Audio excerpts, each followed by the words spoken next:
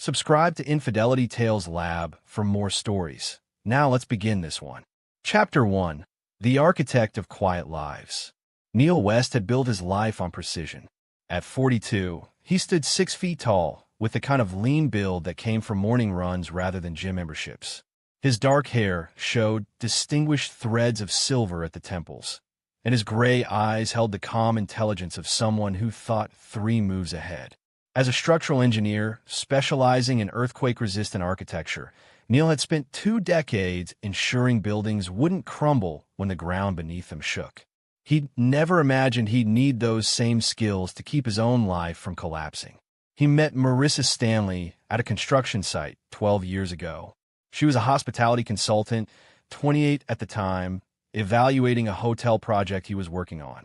She had auburn hair that caught the afternoon sun, green eyes that sparkled with ambition, and a laugh that made him forget about load-bearing calculations. Their courtship was a whirlwind. 6 months of late-night dinners, weekend getaways to wine country, and conversations that stretched until dawn. They married in a small ceremony overlooking the Pacific, with Marissa's younger sister Beverly as maid of honor and Neil's college roommate Kelvin Callahan as best man. Emma arrived 2 years later, a green-eyed miniature of her mother with Neil's thoughtful temperament. Now 10 years old, she was sharp as a tack, excelling in 5th grade and playing competitive soccer. Neil coached her team on weekends, teaching the girls that sometimes the best play wasn't the obvious one. For 9 years, their life in Oak Ridge, a suburban enclave 40 miles from the city, was everything Neil had hoped for.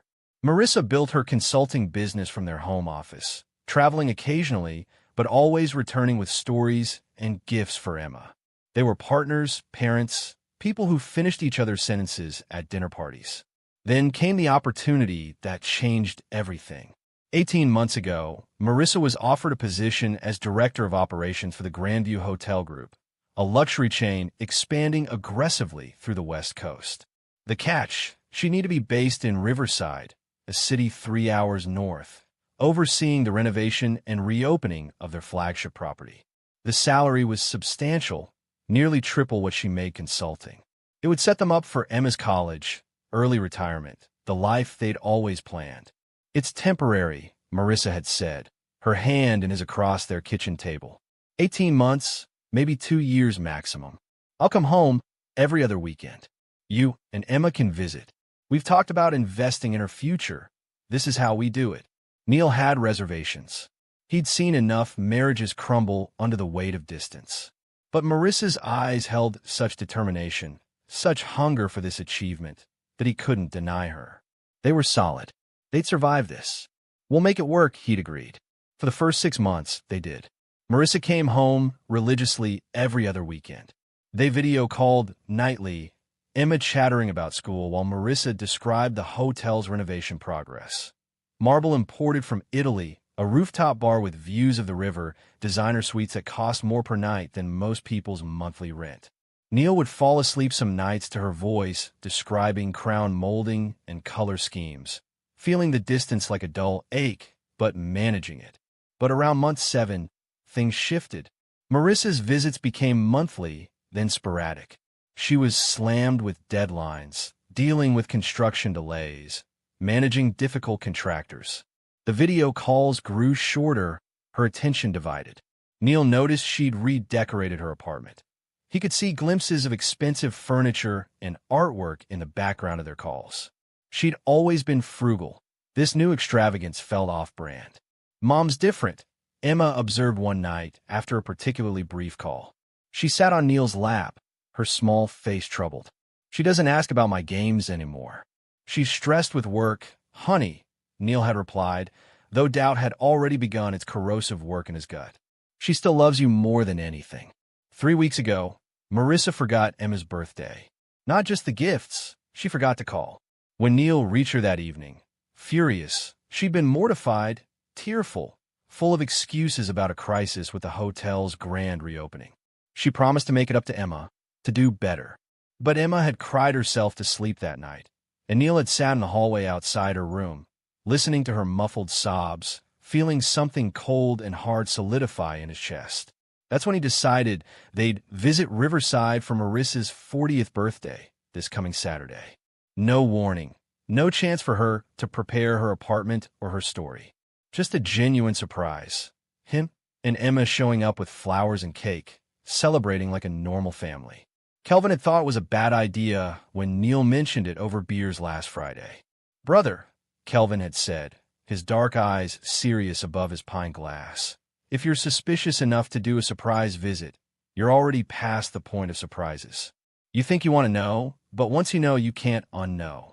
"I have to know," Neil had replied simply. Kelvin had nodded slowly. "Then I guess you do. But listen, whatever you find, don't react in the moment. Smart men play the long game. Anger makes you stupid, and stupid gets you screwed in divorce court." "I'm not planning to react," Neil had said. "I'm planning to know the truth." Now, driving north on Interstate 5 with Emma beside him, birthday cake secured in the trunk, and a bouquet of Marissa's favorite peonies in the back seat, Neil felt his heart hammering against his ribs. Emma was quiet, staring out the window at the passing farmland, her small hands clutching a handmade card she'd spent hours decorating. "Dad," she said softly as they passed the Riverside city limits sign. "Yes, sweetheart. Do you think Mom will be happy to see us?" The question pierced him. That his daughter even had to ask felt like an indictment of everything they'd let happen. "I think she'll be thrilled," he said with more confidence than he felt. "It's her birthday. Nothing makes a birthday better than seeing the people you love most." Emma nodded, but she didn't look convinced. Riverside's downtown core was a mixture of historic architecture and modern development. The Grandview Hotel dominated the riverfront, its freshly renovated facade gleaming in the afternoon sun, a testament to Marissa's work. Neil had looked up her apartment building earlier. It was in the waterfront towers, a luxury high-rise 6 blocks from the hotel. Top floor, corner unit. The rent alone was probably more than their mortgage back home. They parked in the visitors' lot at 3:47 p.m. Marissa had mentioned in passing weeks ago that she usually worked from the hotel until 6 on Saturdays, managing the weekend changeover. They'd have time to set up in her apartment, order dinner, really surprise her. The building's lobby was all marble and chrome, with a bored-looking doorman named Pedro who barely looked up when Neil explained they were visiting Mrs. West in 24C. "She expecting you?" Pedro asked, his tone suggesting he didn't particularly care. "Birthday surprise," Neil said with a smile that didn't reach his eyes. Pedro waved them toward the elevators. "Have fun." The elevator was mirrored on all sides, and Neil caught Emma's reflection looking small and nervous. He squeezed her shoulder reassuringly as they ascended, watching the numbers climb. 22, 23, 24. The hallway was quiet, carpeted in plush navy blue. 24C was at the end, corner unit as advertised. Neil had texted Kelvin that morning for a favor. Picking Marissa's apartment lock would be technically breaking and entering, but Kelvin's cousin Jimmy Bird was a locksmith who owed them both favors from a poker game gone wrong. Jimmy had talked Neil through the process of using a pick set, though Neil had felt queasy about it. Now, standing at the door with Emma beside him, he hesitated. "We have a key code, right?" Emma asked. Marissa had texted Neil the code months ago for emergencies. He'd forgotten he had it. Relief washed through him. At least they'd enter legally. He punched in the 6 digits. The lock clicked green. The door opened with a soft whoosh. "Mom," Emma called out, stepping forward. The apartment was stunning. Floor-to-ceiling windows overlooking the river, furniture that belonged in design magazines, artwork that definitely wasn't purchased at HomeGoods. But Neil barely registered any of it because Emma had gone rigid beside him, her entire body tensing like she'd been electrocuted. "Dad, don't go in." She grabbed his wrist with surprising strength, yanking him backward. "Emma, what?" "Dad, don't." Her voice was shrill, panicked in a way he'd never heard. She was staring into the apartment, her face bone white, and then she was pulling him, dragging him back toward the elevator with desperate urgency. "Emma, stop. What's wrong?" Neil tried to look past her into the apartment, but she positioned herself in front of him, her small frame shaking. "Dad, look at that." She pointed with a trembling hand, not into the apartment, but up. Neil's gaze followed her finger to the ceiling of the entryway, and his world shattered. The ceiling wasn't just a ceiling. A large mirror, approximately 4 by 6 feet, had been professionally installed, angled downward to reflect the view into the bedroom beyond the living room. But it wasn't the mirror itself that made Neil's blood run cold. It was what the mirror revealed. From this angle, he could see into the bedroom, and he could see two figures on the bed. One was unmistakably Marissa, her auburn hair spread across white pillows. The other was a man, his back visible, broad shoulders, dark hair. They weren't asleep. Neil's brain seemed to short-circuit, unable to process what he was seeing while simultaneously processing it too well. The mirror, the angle. This was intentional. This wasn't hidden. It was featured. Emma was crying now, silent tears streaming down her face as she pulled at his arm. "Dad, please, let's go. Please." The sound of his daughter's distress snapped Neil back to the present. He let her pull him away from the door, back into the hallway. He closed the door as quietly as he'd opened it, his hands operating on autopilot while his mind reeled. They stood in the hallway, Emma pressed against his side, both of them breathing hard. Neil's vision seemed to pulse with each heartbeat, rage and grief warring in his chest. "I'm sorry," Emma whispered. "I'm sorry you had to see that. I'm sorry." "You have nothing to be sorry for," Neil managed, his voice rough. He crouched down to her level, gripping her shoulders gently. "Nothing. Do you understand? This isn't your fault. Is Mom?" Emma couldn't finish the question. "We're going to figure this out," Neil said, though he had no idea how.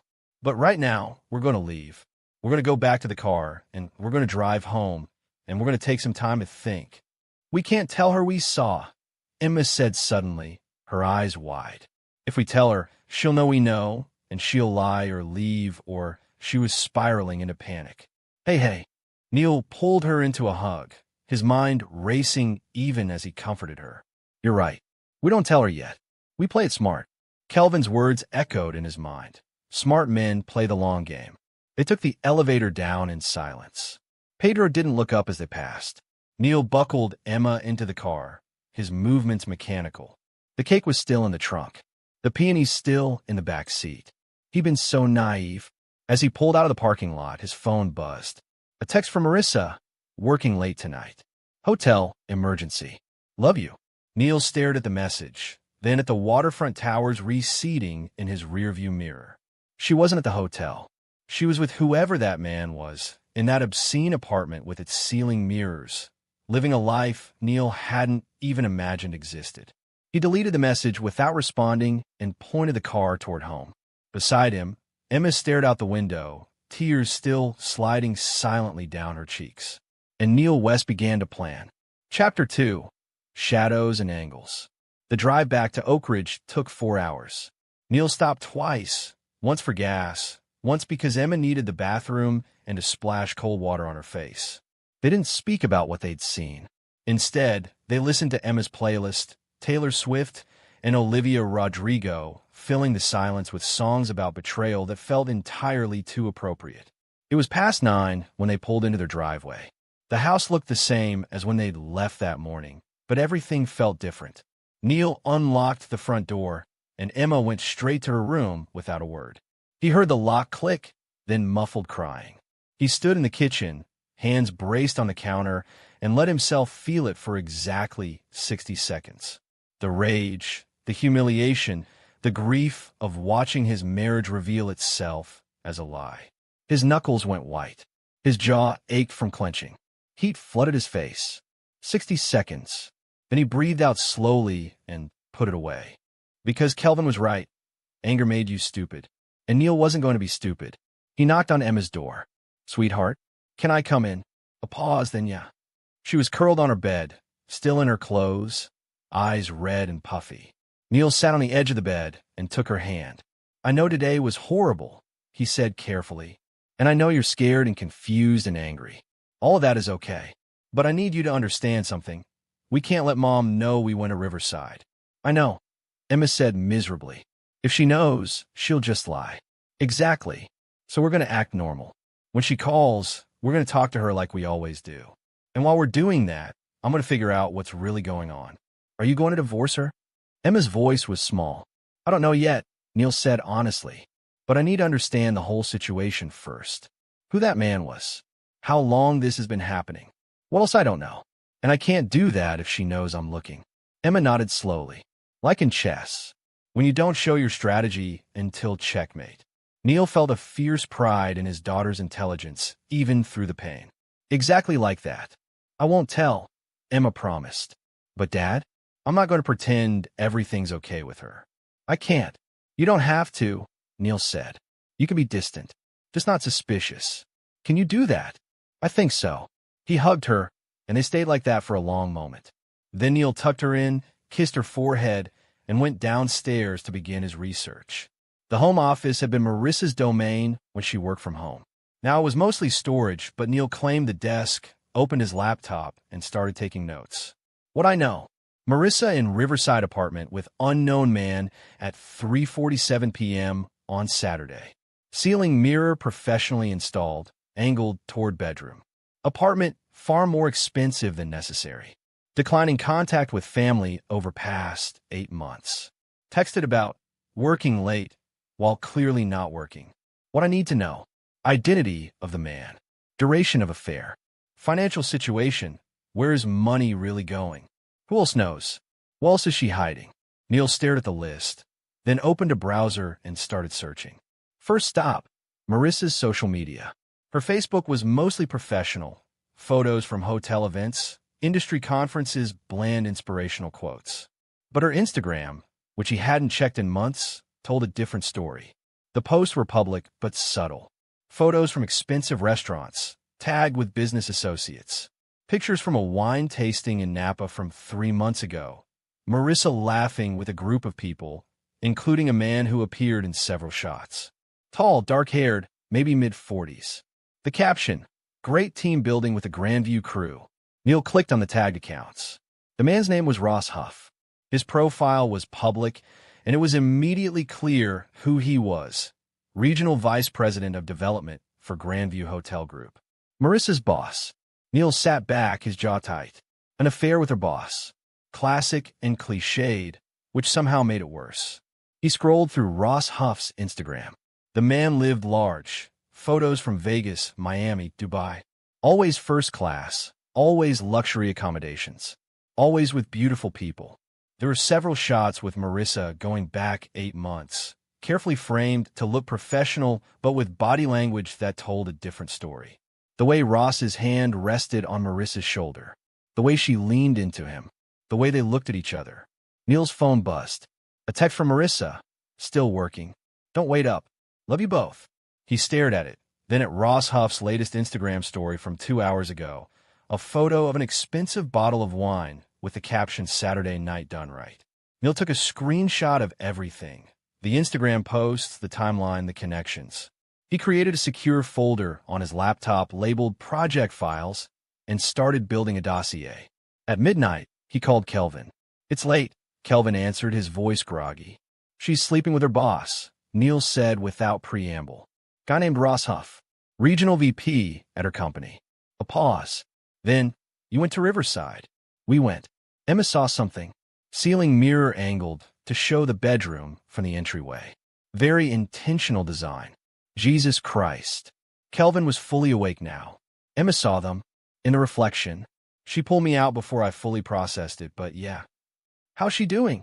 About as well as you'd expect when your 10-year-old realizes her mom is living a double life. And you? I'm past anger. I'm in planning mode. Good. Kelvin's tone shifted to businesslike. What do you need? Information. I need to know everything about Ross Huff and what Marissa's really been doing up there. I need to know if money's missing. I need evidence that will hold up in court. I know a guy, Kelvin said. Beverly Dean. She's a PI, works mostly divorce cases. Discreet, thorough, doesn't fuck around. She helped my brother when his wife was hiding assets before filing. I'll text you her number. Thanks. Neil, be careful. If this guy is a regional VP, he's got money and probably connections. Don't underestimate what people will do when their comfortable lives are threatened. Neither should he, Neil said quietly. After hanging up, Neil spent another hour documenting everything he could find online. Ross Huff's employment history. He'd been with Grandview for 12 years. working his way up from hotel manager to his current position. Divorced twice, no kids mentioned. He owned a condo in Riverside, drove a Tesla, and based on LinkedIn, made somewhere north of $250,000 a year. He also found property records. Ross owned that condo outright, no mortgage. But the address for Marissa's apartment, 24C in Waterfront Towers? The unit was leased by Grandview Hotel Group as corporate housing. Neil sat forward. Corporate housing meant it was on the company dime, which meant Ross had likely arranged it. Which meant this affair wasn't just personal. It was facilitated and potentially funded by her employer. This was getting complicated in interesting ways. At 1:30 a.m., exhausted and wired at the same time, Neil went upstairs. He paused at Emma's door, listening. She was asleep, her breathing steady. He continued to his own room. The room he'd shared with Marissa for 10 years, now feeling like a museum of their false history. He didn't sleep much. When he did, he dreamed of mirrors and angles, of his wife's face reflected and distorted, of foundations crumbling beneath his feet. Sunday morning, Emma came down for breakfast, looking hollowed out but determined. "What's the plan?" she asked. Neil poured her orange juice. "I'm going to hire someone to help us figure out what's really happening, and we're going to act totally normal. When Mom calls, you can talk to her or not. But if you do, keep it short and neutral. You're busy with homework, you're tired, whatever feels natural." "What are you going to say?" "That I love her," Neil said, "and that I can't wait until she comes home next weekend." Emma made a face. "That's not acting normal. That's acting stupid." "No," Neil corrected gently. "That's acting strategic. There's a difference." At 10 a.m., Marissa video called. Neil answered, angling the camera away from his face because he didn't trust his expression. Emma sat on the couch, visible in the frame but distant. "Hey." Marissa's face filled the screen, bright and cheerful. She was in her apartment. He could see the expensive furniture in the background. "How's my favorite family?" "Good," Neil said neutrally. "Quiet weekend here." "How's work?" "Exhausting." She sighed dramatically. "The grand reopening is in 3 weeks, and everything's chaos. I barely slept last night." The lie was so smooth, so practiced, that Neil felt cold. "Sounds rough," he said. "You coming home next weekend?" "I'm going to try," Marissa said. "But I might need to push it to the following week. Things are just so crazy here." "Mom forgot it's my game next Saturday," Emma said suddenly, her voice flat. Marissa's face shifted, guilty. "Oh, honey, it's fine," Emma interrupted. "Dad will be there. He always is." "The barb at home." Marissa looked wounded. "Emma, I'm sorry, I have homework," Emma said, standing abruptly. "Bye, Mom." She left the room. Neil heard her footsteps on the stairs, her door closing. "She's really angry with me," Marissa said quietly. "She misses you," Neil said, which was true and also safe. "I know. I'm trying to make this work, Neil. The money's been incredible. I transferred another $5,000 to our joint savings last week. We're building toward the life we want." "Right," Neil said. "The life we want." They talked for another few minutes before Marissa had to go. "Conference call," she claimed. After she hung up, Neil sat staring at his phone. 5,000 to savings. He opened his banking app and checked their joint account. Sure enough, a transfer from Marissa's personal account 5 days ago. $5,000. But when he checked their credit card statements, which he hadn't done in months, trusting her to manage expenses, his stomach dropped. Charges at luxury boutiques in Riverside. High-end restaurants. A $3,000 transaction at something called Noir Salon and Spa 3 weeks ago. A $1,200 charge at a jewelry store Neil had never heard of. He added it up. Over the past 6 months, Marissa had spent nearly $40,000 on personal expenses from their joint credit card. Far more than the money she'd been transferring to savings. Neil felt the anger trying to resurface and breathed through it. Not yet. He needed more information. He texted the number Kelvin had sent him. "Beverly Dean?" The response came quickly. "That's me. Kelvin said you might reach out. Can you meet today?" "This afternoon." "Where?" "There's a diner called Marlowe's on 6th Street. 2 p.m.? See you there." At 1:45, Neil told Emma he was going to run errands. She looked at him knowingly. Finding out the truth. Working on it. Good, she said. I want to know everything. I'm not a little kid. I know, Neil said. When I have answers, I'll share them. Marlowe's Diner was a local institution, all chrome and red vinyl booths, smelling like coffee and bacon. Beverly Dean was already in a back booth, nursing a coffee and reading something on her phone. She looked up as Neil approached. A black woman in her 50s with graying braids pulled back in a ponytail, sharp eyes that missed nothing, and the kind of confident stillness that came from years of watching people. Mr. West, she extended a hand. Neil, thanks for meeting me. Kelvin's recommendation goes a long way, Beverly said. He told me basic situation, wife working in another city, suspected infidelity. What can you tell me?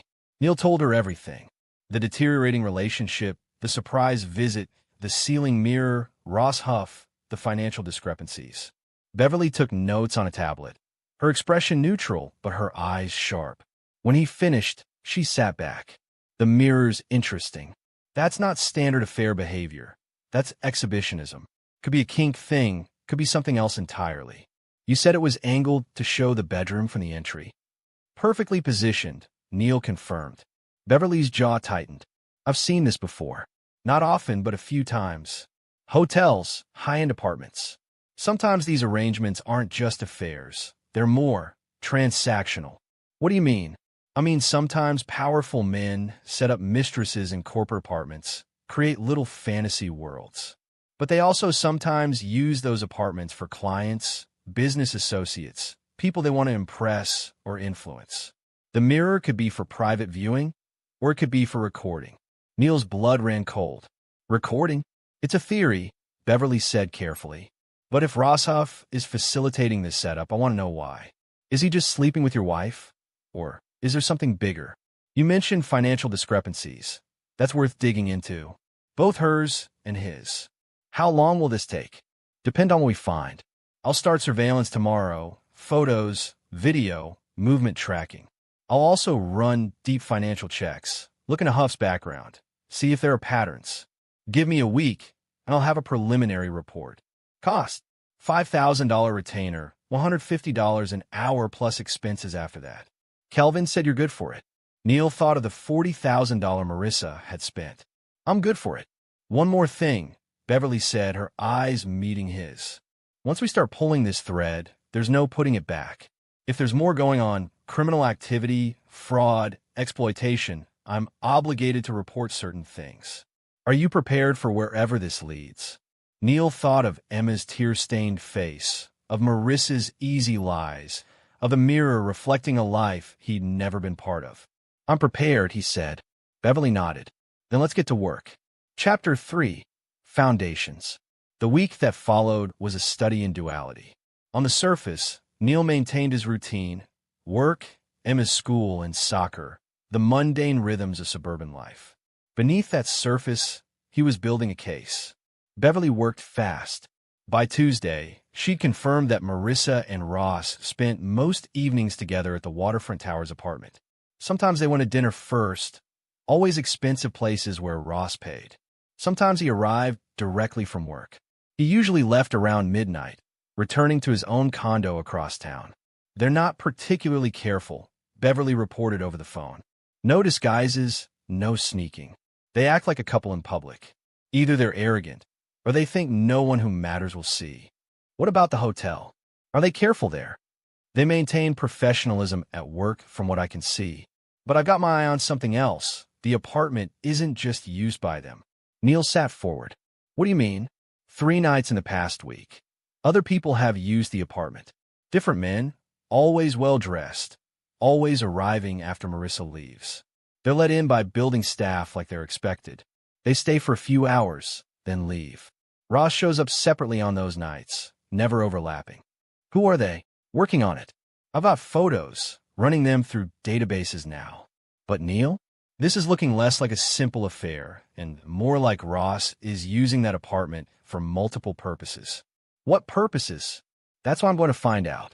By Wednesday, Beverly had a name for one of the men, Darren Pacheco, a commercial real estate developer with projects throughout the region. He'd been in the apartment Monday night from 8 p.m. to 11 p.m. I pulled property records, Beverly said.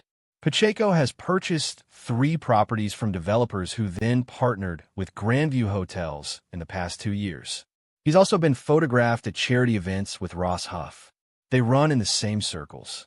So Ross is, what? Using Marissa's apartment to wine and dine business contacts. That would be the generous interpretation. The less generous one is that he's using it for something Grandview wouldn't want to know about. On Thursday, Beverly sent Neil a photo that made his stomach turn. It was a screenshot from what appeared to be a high-end dating app called Elite Connections, an app Neil had never heard of. The profile showed Marissa, using a different name, Marissa Sterling. The photos were professionally done, glamorous. The bio read, sophisticated companion for discerning gentlemen. Discretion assured. Neil stared at his phone in his parked car. He'd been about to pick up Emma from soccer and felt the world tilt. I need you to call me, he texted Beverly. She called immediately. You saw the profile. What is this? Neil's voice was tight. Elite Connections is an escort service masquerading as a dating app. High-end clients, high-end providers. It's technically legal. They're careful about the wording, but we both know what it really is. Marissa is, he couldn't say it. I don't know yet if she's actively meeting clients through this, Beverly said quickly. The profile could be inactive, could be something Ross set up without her knowledge, could be a lot of things. But we need to consider the possibility that Ross has arranged something here, either with Marissa's participation or using her. Why would she agree to this? Neil's voice broke slightly. She makes good money. We're not desperate. Money, coercion, manipulation could be anything. Some of these high-end operations groom women slowly, normalize behavior gradually. Start with expensive gifts and dinners. Move to entertaining clients. Make it feel glamorous rather than transactional.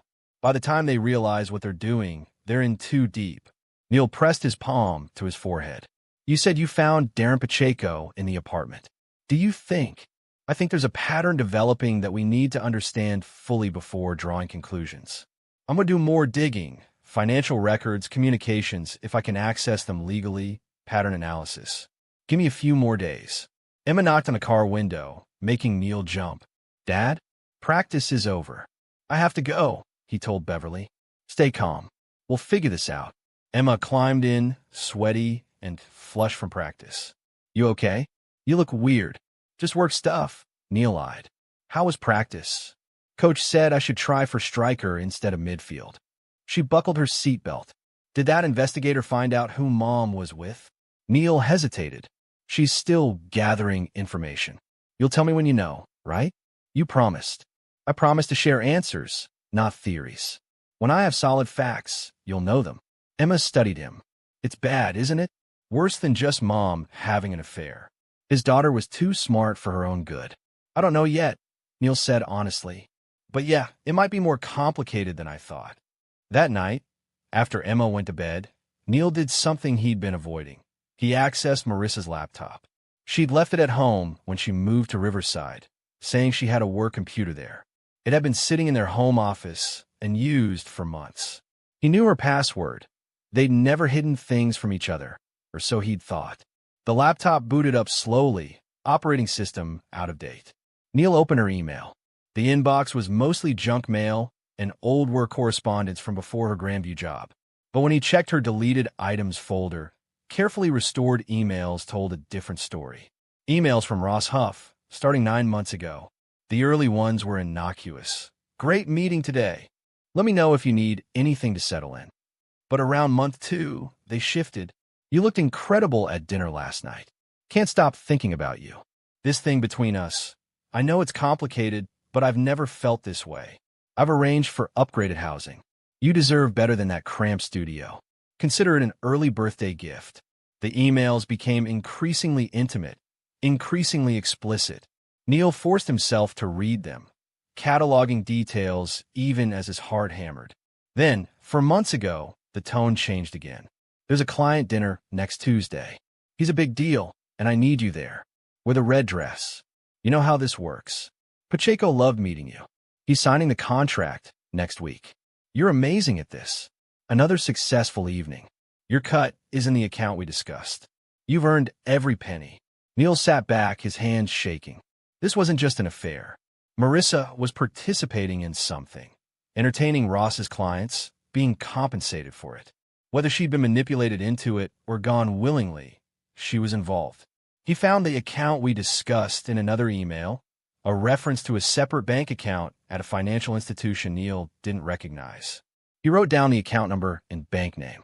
Beverly could investigate further. The final email in the deleted folder was from 3 weeks ago. Keep the profile active. The right opportunities are worth the wait.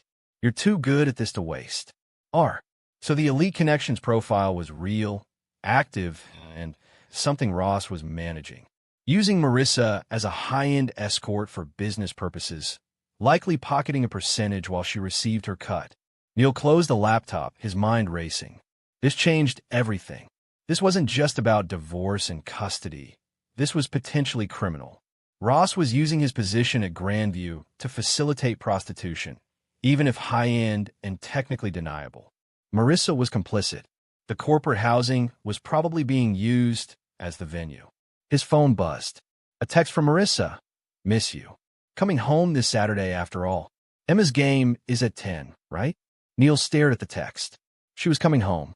The woman who'd been living a double life, who'd been entertaining her boss's clients in a corporate apartment, who'd lied about working late while she did God knows what. She was coming home to play suburban mom for a weekend. The rage he'd been controlling threatened to break through. But then Kelvin's words echoed again. Smart men play the long game. He texted back, that's great. Emma will be thrilled. Game's at 10, yeah. See you Saturday. Then he called Beverly. I've got more, he said when she answered. A lot more. And it's worse than we thought. He told her everything. The emails, the bank account, the explicit references to clients and compensation.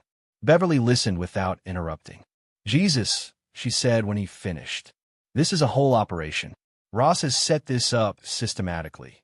Corporate housing as the venue. Marissa as one of the providers, probably keeping his own involvement at arm's length enough to claim deniability if anyone asks questions. What do I do? First, we document everything. I'll get evidence of the financial flows, the client meetings, the full scope of the operation. Then we decide who needs to know. Police, Grandview corporate, attorneys. But Neil, this is bigger than your marriage. If we expose this, there are going to be consequences for a lot of people. Good, Neil said coldly. There should be. I'm with you. But before we blow this up, let's make sure we have irrefutable evidence. These people have money and lawyers.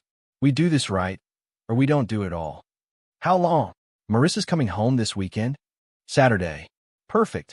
I'll use that time to do a thorough sweep of the apartment. Cameras, financial documents, anything I can legally access. By Monday, I'll have a complete picture.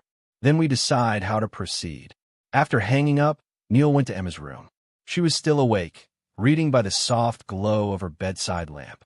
Can't sleep? He asked from the doorway. Thinking too much. She set down her book. Mom's coming home this weekend? She texted. She wants to make your game. Emma's face was unreadable. Do I have to pretend everything's okay? You have to pretend you don't know about the apartment, Neil said carefully.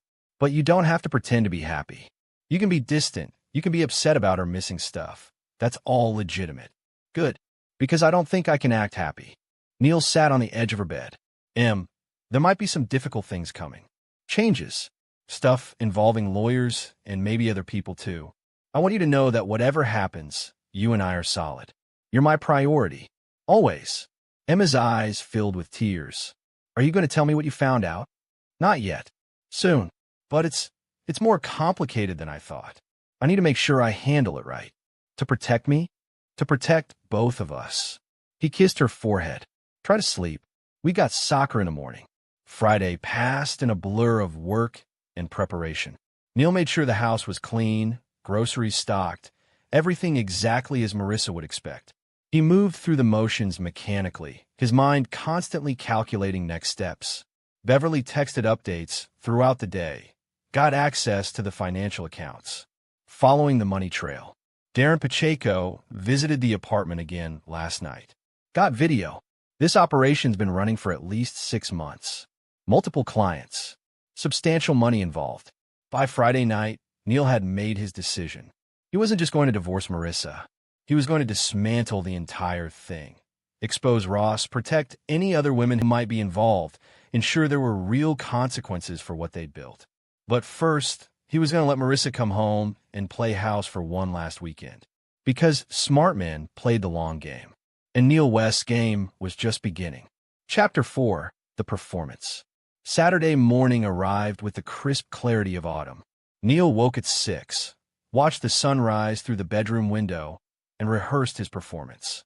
He needed to be the loving husband, welcoming his wife home, attentive but not overeager, warm but not suspicious. It was the role he'd played for 18 months, believing it was real. Now it was just stagecraft.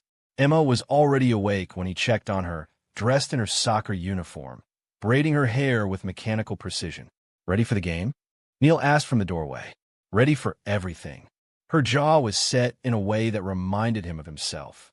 10 years old, and already learning that sometimes you had to wear a mask. "Remember, I know, Dad. Act normal. Don't let her know we know." Emma finished her braid and secured it with an elastic. "When is she getting here?" She said she'd arrive around 9:30. Enough time to get to the field by 10. "Great." Emma's voice was flat. "Can't wait." They had breakfast in near silence. Eggs and toast, orange juice, the comfortable quiet of a Saturday morning that felt anything but comfortable. At 9, Neil's phone buzzed with a text from Marissa, leaving Riverside now. "So excited to see you both." Neil responded, "Drive safe. We'll be ready. I'm with you. But before we blow this up, let's make sure we have irrefutable evidence. These people have money and lawyers. We do this right, or we don't do it all." "How long?" "Marissa's coming home this weekend." "Saturday." "Perfect. I'll use that time to do a thorough sweep of the apartment. Cameras, financial documents, anything I can legally access. By Monday, I'll have a complete picture. Then we decide how to proceed." After hanging up, Neil went to Emma's room. She was still awake, reading by the soft glow of her bedside lamp. "Can't sleep?" he asked from the doorway. "Thinking too much." She set down her book. "Mom's coming home this weekend." She texted, "She wants to make your game." Emma's face was unreadable. "Do I have to pretend everything's okay?" "You have to pretend you don't know about the apartment," Neil said carefully. "But you don't have to pretend to be happy. You could be distant, you could be upset about her missing stuff. That's all legitimate." "Good, because I don't think I can act happy." Neil sat on the edge of her bed. There might be some difficult things coming. Changes. Stuff involving lawyers and maybe other people too. I want you to know that whatever happens, you and I are solid. You're my priority. Always." Emma's eyes filled with tears. "Are you going to tell me what you found out?" "Not yet. Soon. But it's more complicated than I thought. I need to make sure I handle it right. To protect me? To protect both of us." He kissed her forehead. "Try to sleep. We've got soccer in the morning." Friday passed in a blur of work and preparation. Neil made sure the house was clean, groceries stocked, everything exactly as Marissa would expect. He moved through the motions mechanically, his mind constantly calculating next steps. Beverly texted updates throughout the day, got access to the financial accounts.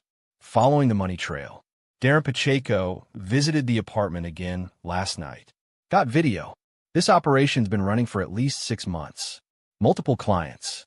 Substantial money involved. By Friday night, Neil had made his decision. He wasn't just going to divorce Marissa. He was going to dismantle the entire thing. Expose Ross, protect any other women who might be involved, ensure there were real consequences for what they'd built. But first, he was going to let Marissa come home and play house for one last weekend. Because smart men played the long game.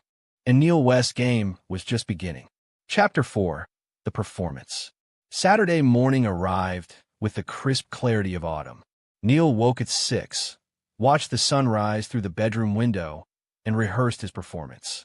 He needed to be the loving husband welcoming his wife home, attentive but not overeager, warm but not suspicious. It was the role he'd played for 18 months, believing it was real. Now it was just stagecraft. Emma was already awake when he checked on her, dressed in her soccer uniform, braiding her hair with mechanical precision. "Ready for the game?" Neil asked from the doorway. Ready for everything. Her jaw was set in a way that reminded him of himself. 10 years old, and already learning that sometimes you had to wear a mask.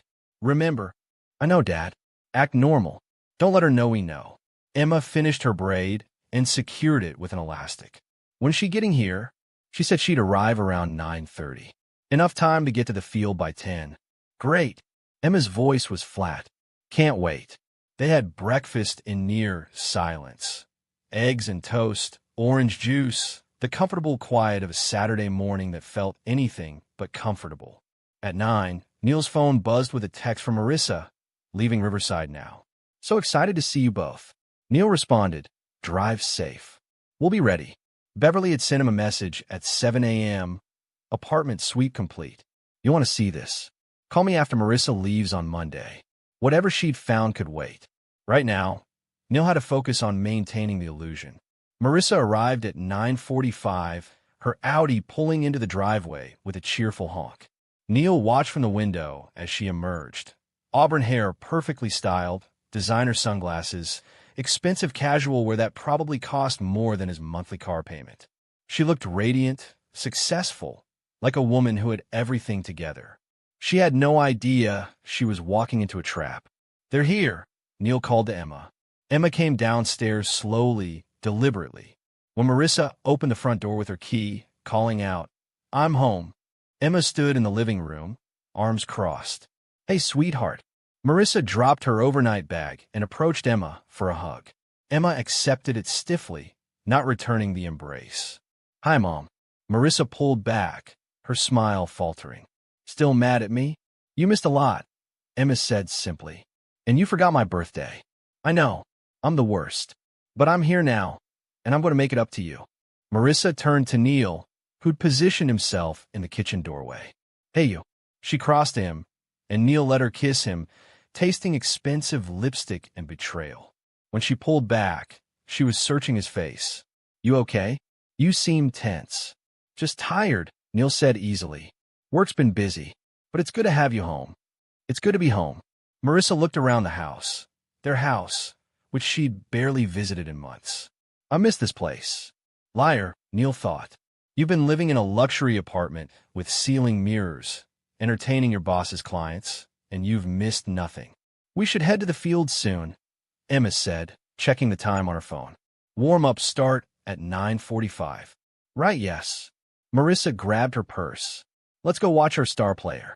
The soccer field was a 15-minute drive, part of the town's sports complex. It was a perfect fall morning. Blue sky, leaves turning gold and red, the smell of cut grass and autumn air.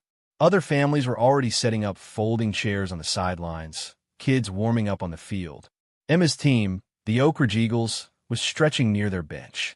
Neil helped Emma with her gear, while Marissa chatted with other parents, sliding seamlessly back into the role of soccer mom. He watched her laugh and smile, saw how effortlessly she performed, and felt cold admiration for her skill. She'd been doing this for months, living one life in Riverside, another life here, switching between them without apparent strain. You've got this, Neil told Emma, adjusting her shin guards.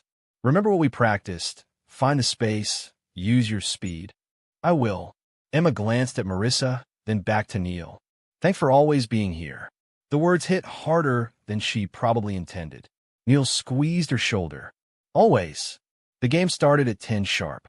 Emma played striker, as her coach had suggested, and she was brilliant. She scored 2 goals in the first half, her small frame darting between defenders with the kind of strategic thinking Neil had taught her. On the sidelines, Marissa cheered loudly, recording on her phone, being the perfect proud mom. During halftime, she turned to Neil. She's gotten so good, and so tall. When did she get tall? Kids grow, Neil said neutrally, especially when you don't see them for weeks at a time. Marissa's smile tightened. I know I've been absent, but this job, Neil, the money I'm making is setting us up for life. Is it? Neil kept his eyes on the field. Because from where I'm sitting, money doesn't make up for being absent. That's not fair, isn't it? He finally looked at her. Emma needed you for her birthday. She needs you at games and school events. She needs her mom, not financial transfers. Marissa's eyes welled up. I'm trying to do what's best for all of us. Are you? Neil let the question hang there, loaded with meaning she couldn't possibly understand. Or are you doing what's best for you? Neil. Second half starting, he said, turning back to the field. The Eagles won 4-2, with Emma scoring one more goal in the final minutes. The team celebrated, parents congratulated each other, and Marissa took 100 photos, her earlier tension masked by maternal pride. They went out for lunch afterward. Emma's choice, a pizza place she loved. Marissa insisted on sitting next to Emma in the booth, peppering her with questions about school, friends, her favorite subjects. Emma answered in monosyllables, her responses polite but cold. Neil watched the dynamic, saw Marissa trying desperately to reconnect, and Emma building walls with every word. It would have broken his heart if his heart wasn't already shattered. Back home, Marissa tried to initiate intimacy. "I've missed you," she said in their bedroom, her hand on his chest. Neil felt revulsion, but forced himself to be calm. "I'm exhausted. Long week, the game, lunch. Can we rain check?" Her face fell. "We haven't. It's been over a month." "I know. I'm sorry. Tomorrow?" She nodded, hurt and confused, and Neil felt a grim satisfaction. Let her feel some fraction of what he'd felt. That evening, they ordered Chinese food and watched a movie, a family tradition from before everything fell apart. Emma sat on the opposite end of the couch from Marissa, and when Marissa tried to put her arm around her, Emma shifted away. Come on," Marissa pleaded. "Don't be like this." "Like what?" Emma's voice was ice. "Like someone whose mom forgot her birthday and disappeared for months?" "I didn't forget. I was late, yes, but I didn't forget. You forgot to call. You forgot I existed." Emma stood abruptly. "I'm going to my room." She left. Marissa looked at Neil helplessly. "She hates me." "She's hurt," Neil corrected. "There's a difference." "What do I do?" "Be present. Be consistent.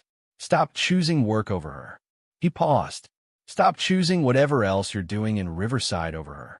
Marissa's face went pale. "What does that mean?" "It means," Neil said carefully, "that I think there's more to your time up there than just work." And Emma senses it too. Kids are perceptive. "There's nothing. I work constantly, Neil. The hotel, the renovation, the management issues." "Okay," Neil interrupted. He didn't want her defensive lies. Not yet.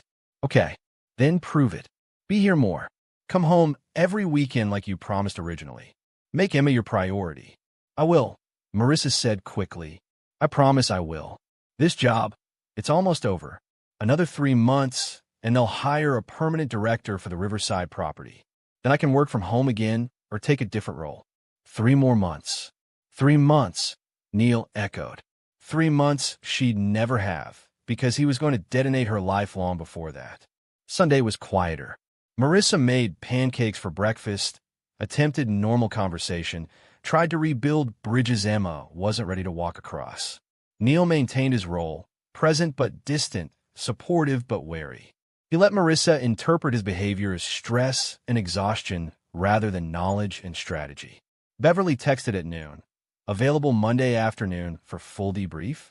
What I found changes the game." Neil responded, "I'll come by your office at 2 p.m. At 3 o'clock, Marissa's phone buzzed with a call. She glanced at the screen, and Neil saw her entire body tense. "I need to take this," she said, standing quickly. "Work emergency." She went out to the backyard, and Neil watched through the window as she paced, her free hand gesturing animatedly. He couldn't hear the words, but her body language screamed stress and frustration. When she came back inside 10 minutes later, her face was tight. "I have to go back. Now." Neil let surprise color his voice. "You just got here. There's a major issue at the hotel. A contractor screwed up the ballroom renovation, and we have an event scheduled for Wednesday. I have to manage the fix." She was already gathering her things. "I'm so sorry. I wanted this weekend to be perfect." "It's fine," Emma said from the stairs, her voice dripping with bitter resignation. "We're used to it." "Emma, just go, Mom. We know where we rank." Marissa looked devastated, torn between defending herself and rushing back to Riverside. Neil almost felt bad for her. "Almost. I'll make it up to you both," she said. "I promise." "Okay," Neil said simply. "Drive safe." Marissa left at 4, her car disappearing down the street with a final apologetic wave. The moment she was gone, Emma turned to Neil. That wasn't a work call. No, Neil agreed. Probably wasn't. Are you going to follow her? Is that investigator following her? Beverly's on it, Neil confirmed. And tomorrow, I'm going to find out everything. Good. Emma's young face was hard with determination. I want them to pay, Dad. All of them. They will, Neil promised. But we do this smart. We build the case, we gather the evidence, and then we strike when they can't see it coming. Can you be patient a little longer? If it means they get what's coming, I could be patient forever. Neil pulled his daughter into a hug, this fierce, brilliant girl who'd had to grow up too fast, and swore to himself that before this was over, everyone responsible for breaking her childhood would face consequences. That night, he drafted an email to Beverly. She left early, claimed work emergency. Whatever you found, I'm ready to hear it. Time to plan the endgame. Monday morning couldn't come fast enough. Chapter 5. The Evidence. Beverly Dean's office was in a nondescript building in downtown Oak Ridge, sandwiched between a bail bondsman and a tax attorney. The waiting room smelled like stale coffee and old carpet, with outdated magazines scattered on a side table and a receptionist who barely looked up when Neil arrived. She's expecting you, the receptionist said, waving toward a door at the back. Beverly's office was small but efficient, desk covered with monitors and files, walls lined with filing cabinets, a whiteboard covered in what looked like a complex web of connections. Beverly herself sat behind the desk, reading glasses perched on her nose, looking more like a professor than a private investigator. Neil, close the door, she said without preamble. He did, settling into the chair across from her desk. You said what you found changes the game. It does. Beverly opened a folder and slid it across the desk. Let's start with the apartment. I got in Friday night. Building staff is easy to bribe if you flash enough cash and claim your corporate security doing a random inspection. What I found confirms our worst theories. The folder contained photos. Neil opened it and felt his stomach drop. The ceiling mirror in the entryway was just the first of several. The bedroom had another large mirror above the bed. The bathroom had strategic mirror placements. But worse than the mirrors were the cameras, small, professionally installed, hidden in smoke detectors, picture frames, and air vents. 6 cameras total, Beverly said. Bedroom, bathroom, living room. All recording to a central server that's likely off-site. Whoever set this up wasn't being subtle. They wanted comprehensive coverage. Ross, Neil said through gritted teeth. Almost certainly. But here's where it gets interesting. Beverly pulled up a file on her computer, turning the monitor so Neil could see. I traced the financial accounts you found in Marissa's emails. Over the past 6 months, she's received $127,000 in deposit from a shell company called Summit Hospitality Consulting. Neil's eyes widened. $127,000? Summit Hospitality is registered in Delaware, owned by another shell company, which is ultimately owned by, surprise, Ross Huff. He's using it to pay Marissa and probably others for consulting services. It's a layer of deniability if anyone asks questions. Others. Beverly pulled up another document. I found 2 more profiles on Elite Connections linked to the same payment structure. Different women, same setup. One is named Christy Short, works as a hospitality coordinator for Grandview Hotels. The other is Brooke Willis, listed as a client relations specialist. Both are on Grandview's payroll in legitimate-looking positions. Both have received payments from Summit Hospitality. Both have been photographed with Ross Huff at company events. He's running an entire operation, Neil said slowly, his mind racing. Using Grandview resources, company apartments, corporate positions as cover. Exactly. And the clients. Beverly pulled up more photos. I've identified 7 men who visited the apartment in the past 2 weeks. All have business connections to Ross or Grandview. Darren Pacheco is one. There's also Tyrone Potter, who owns a construction company that's done work for 4 Grandview properties. Wilson Tanner, who sits on the City Planning Commission and approved Grandview's last 3 development projects. Elmer Henry, a banker who's financed Grandview acquisitions. Neil stared at the photos. Successful-looking men in their 40s and 50s, arriving at the apartment in expensive cars, entering with the confidence of people who knew they were expected. This isn't just prostitution. This is corporate corruption. He's using these women to influence business deals. Bingo. And it's probably been going on for years in different cities, different properties. Riverside is just the current operation. The cameras suggest he's also creating insurance, blackmail material if any of these men ever become problems.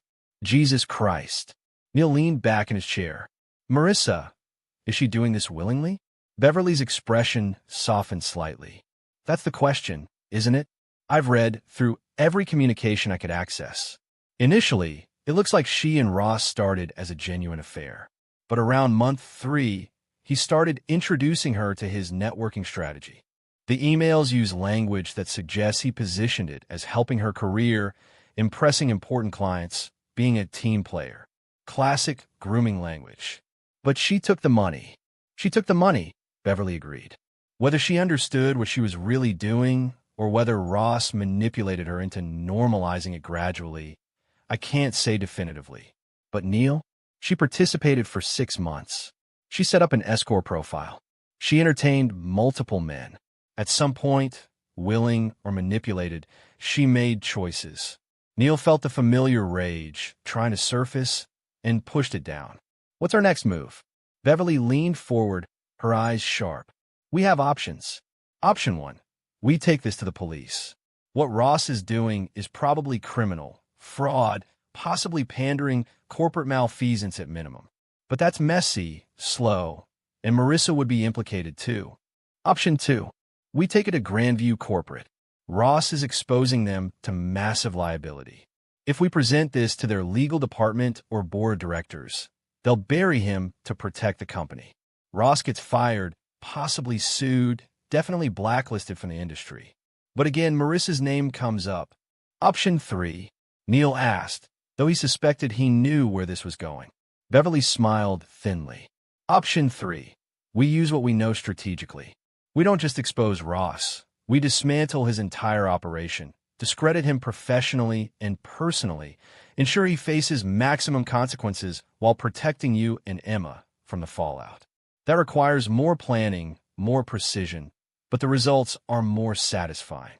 I want option 3, Neil said immediately, but I also want Marissa to face consequences. She doesn't get to walk away clean. Agreed. But those consequences should be on your terms. Divorce, custody, financial settlement that favors you. Not criminal charges that make Emma's mother a convicted felon. Neil saw the wisdom in this. Emma didn't need her mother in prison. She needed her father in control of the situation. What do you need from me? He asked. First, I need you to keep playing the unknowing husband for at least another week. Marissa can't suspect we're onto her. Second, I'm going to make contact with someone inside Grandview Corporate, someone who'd want to know what Ross is doing with company resources. Third, we're going to need legal help. I know an attorney, Edmund Bond, who specializes in complex divorces and corporate malfeasance. He's expensive but brilliant. Set up the meeting with Bond. What else?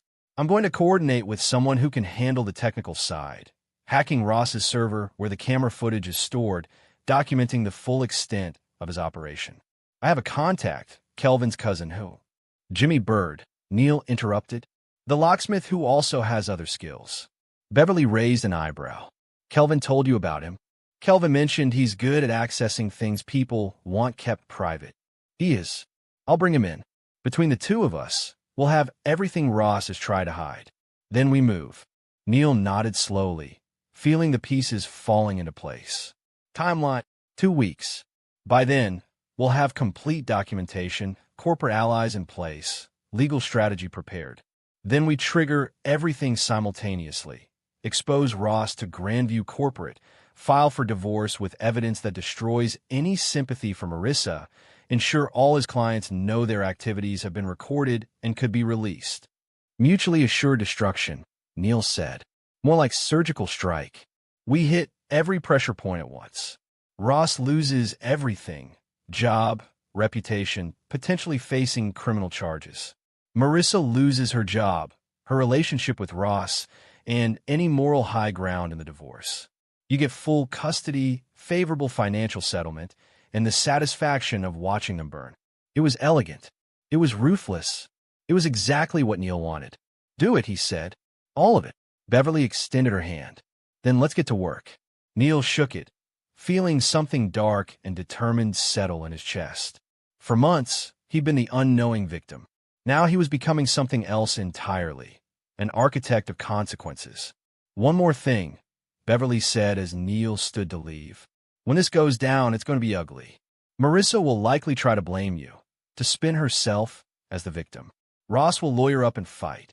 There will be media attention if the Grandview angle goes public. You need to be prepared for scorched earth. I'm prepared, Neil said. They've already burned everything that mattered. Now I'm returning the favor. Chapter 6, The Groundwork. The next 10 days were a masterclass in control deception. Neil maintained his routine with machine-like precision. Morning runs where he processed strategy, work days where he designed earthquake-resistant structures while planning to bring down Marissa and Ross's corrupt empire. Evenings with Emma, where he reassured her that justice was coming. Marissa called every other night, their conversations a study in surface-level normalcy. She complained about work stress, asked about Emma's schoolwork, made vague promises about coming home soon. Neil responded with carefully calibrated warmth. Not so enthusiastic that she'd suspect anything, not so cold that she'd sense danger. "How's the hotel renovation going?" he asked during one call, injecting genuine curiosity into his voice. "Finally getting somewhere," Marissa said, sounding tired. "The ballroom's back on track. Grand reopening gala is next Friday. Huge event, lots of VIPs. If it goes well, my job here might actually be done soon." "That's great," Neil said, knowing that by next Friday, Marissa's job would be obliterated regardless of how the gala went. "We miss you. I miss you both too. So much. Neil, I know things have been strained, but I swear once this is over, I'm going to make everything right." "I believe you," Neil lied smoothly. "We'll make it work." After she hung up, Emma emerged from the shadows of the hallway where she'd been listening. "She sounds so normal. That's what makes her dangerous," Neil said. "She's good at pretending. So are you now." Emma's observation wasn't judgmental, just factual. "Learn from the best," Neil said dryly. Beverly worked methodically, her updates arriving via encrypted messages every few days. Day 3, Jimmy accessed Ross's server. Video archive goes back 18 months. Multiple women, multiple clients. Evidence of coercion in some cases. Day 5, made contact with Grandview's VP of Legal, Margaret Schultz. She's horrified and ready to move once we provide full documentation. Day 7, attorney Edmund Bond reviewed materials. He says we have an ironclad divorce case with evidence that ensures favorable custody and financial arrangements. Day 9, identified Ross's financial accounts. He's skimming money from Grandview expenses and the Summit hospitality payments. Corporate fraud on top of everything else. On day 10, Beverly requested a meeting at her office. Neil arrived to find her with 2 other people. Jimmy Bird, a wiry man in his 30s with nervous energy and laptop under his arm, and Edmund Bond, a silver-haired attorney in his 50s who radiated calculated intelligence. "Let's talk in-game," Beverly said once everyone was settled. Edmund spoke first, his voice measured and confident. "Neil, I've reviewed all evidence Beverly provided. For the divorce, you have overwhelming proof of adultery, financial misconduct, and behavior inconsistent with being a primary caregiver. California is a no-fault divorce state, but this evidence ensures you get favorable terms: primary physical custody of Emma, equitable division of assets that account for money Marissa misappropriated, and alimony unlikely given her income and behavior. How fast can we move?" Neil asked. "I can file papers tomorrow if you authorize it." But Beverly suggested we coordinate timing with the corporate exposure. "Correct," Beverly said. "Here's the sequence. This Friday is Grandview's gala, Ross's big showcase event. We let that go forward. Saturday morning, 3 things happen simultaneously. 1. Margaret Schultz at Grandview receives a comprehensive dossier on Ross's activities, supported by video evidence, financial records, and witness statements from the building's staff Jimmy and I interviewed. 2. Edmund files your divorce papers with supporting evidence. 3. Selected media outlets receive anonymous tips about a developing story involving Grandview hotels and executive misconduct. The gala is a success, and then Ross's world detonates overnight, Neil said slowly. He won't see it coming. Even better, Jimmy interjected, his voice quick and staccato. I've got access to his email and phone. We can track his movements, know when he's most vulnerable. I also found his insurance policy. He's been skimming video files of the most compromising client encounters onto a personal encrypted drive, probably planning to use them as leverage or blackmail. We can leak those to his clients as a warning that their activities aren't as private as they thought. Mutually assured destruction, Edmund noted. The clients won't press charges or make noise because they're implicated too. It contains the scandal while ensuring maximum damage to Ross. What about Marissa? Neil asked. What happens to her? She'll be fired immediately, Beverly said. Grandview won't keep her once Ross's operation is exposed. She's too connected to it. The divorce filing happens the same day, so she'll be dealing with career implosion and marital dissolution simultaneously. And Ross will likely throw her under the bus to save himself, claiming she initiated everything or acted independently. She did participate, Neil said, his voice hard, but he manipulated her into it, which is why we're not pushing for criminal charges against her, Edmund said. The divorce evidence is enough. She loses her marriage, her job, her reputation, and most importantly, she loses primary access to Emma. But she doesn't go to prison. Neil considered this. Part of him wanted maximum punishment for Marissa. But Emma's words echoed. I want them to pay. Not her. Them. His daughter's rage was directed at the situation, not solely at her mother. Destroying Marissa completely wouldn't help Emma. It would just traumatize her further. Okay, Neil said. We focus primary fire on Ross. Marissa faces natural consequences, job loss, divorce, reduced custody, but we don't actively destroy her beyond that. Smart, Beverly said. Now logistics. Neil, you need to act completely normal this week. Don't change routines. Don't hint at anything. Friday night, be home with Emma like always. Saturday morning at 9 a.m., Edmund files the papers and has Marissa serve at the Riverside apartment. At the same moment, Margaret Schultz convenes an emergency board meeting to address the Ross situation. By noon, this is all in motion. One more thing, Jimmy said, opening his laptop. Ross has been in contact with someone named Darren Monroe, another Grandview executive in their Seattle office. Based on communications, Monroe's been facilitating similar operations up there. This isn't just Riverside, it's a network. When we expose Ross, we should also hand over evidence about Monroe. Clean house completely. Agreed, Beverly said. We hand Grandview everything and let their legal department handle the fallout. Our job is Neil's situation, but we might as well burn down the whole operation. They spent another hour going over details. Who would deliver what information when, backup plans if anything went wrong, coordinating the media tips to ensure maximum impact without exposing Beverly or Jimmy as sources. Edmund drafted the divorce filing right there, Neil reviewing and signing documents that would legally end his marriage.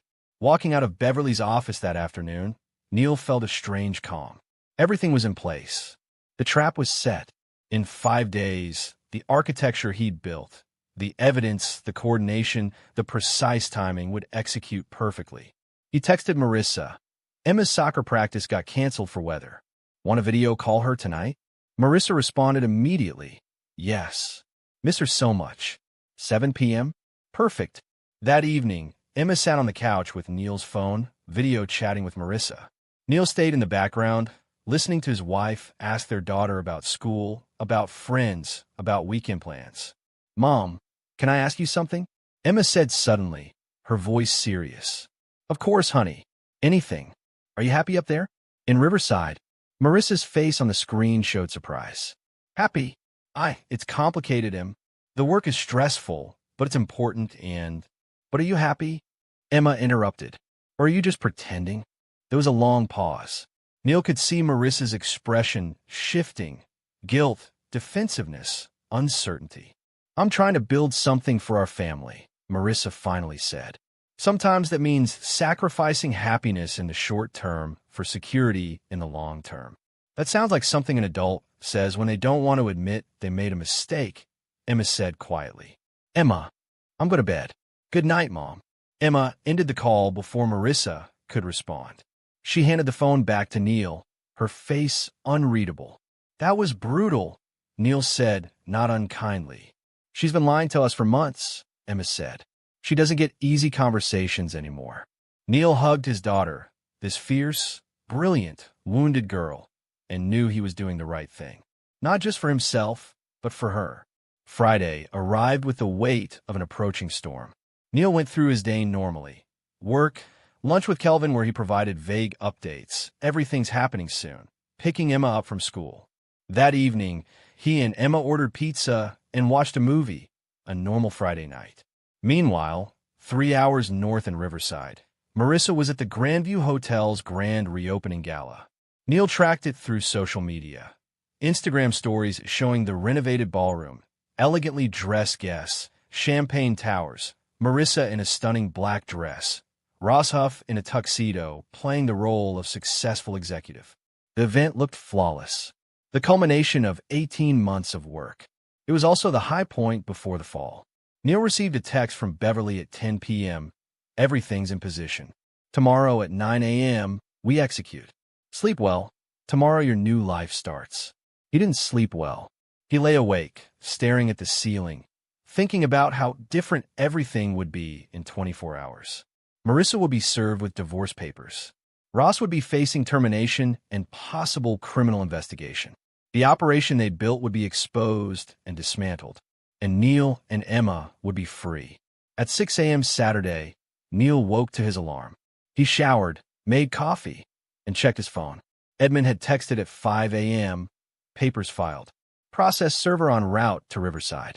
ETA 9 a.m. Beverly at 6:30 a.m. Margaret Schultz convening emergency board meeting at 9:30 a.m. Dossier delivered to her office this morning. Jimmy at 7 a.m. Media tips sent. Expect first inquiries to Grandview by midday. Everything was in motion. Emma came downstairs at 7:30, finding Neil in the kitchen. Is it happening? It's happening, Neil confirmed. Good. Emma poured herself cereal, her movements deliberate. What do? We wait, Neil said, and we be ready for whatever comes next. At 9:02 a.m., Neil's phone rang. Marissa's number. He let it ring Neil. Marissa's voice was shaking. Neil, someone just served me with divorce papers. What? Why? I don't understand. Neil took a breath, and when he spoke, his voice was cold and clear. Because I know everything, Marissa. The apartment, Ross, the clients, the money, all of it. It's over. There was a shocked silence on the other end. Then, how did you? Does it matter? Neil interrupted. You've been living a double life for 6 months. You've been prostituting yourself and taking payments through a shell company. You've lied to me, to Emma, to everyone. So yes, I'm divorcing you. And yes, I'm taking full custody. Neil, wait, you don't understand, Rossi. He manipulated you, I know. He groomed you into this. But you still made choices, Marissa. And now you face consequences. Please, Marissa was crying now. Please, can we talk about this? I can explain. There's nothing to explain. My attorney will be in touch. Goodbye, Marissa. He hung up. Emma, who'd been listening from the hallway, came into the kitchen. Her eyes were wide. It's really happening. It's really happening, Neil confirmed. His phone rang again, Marissa calling back.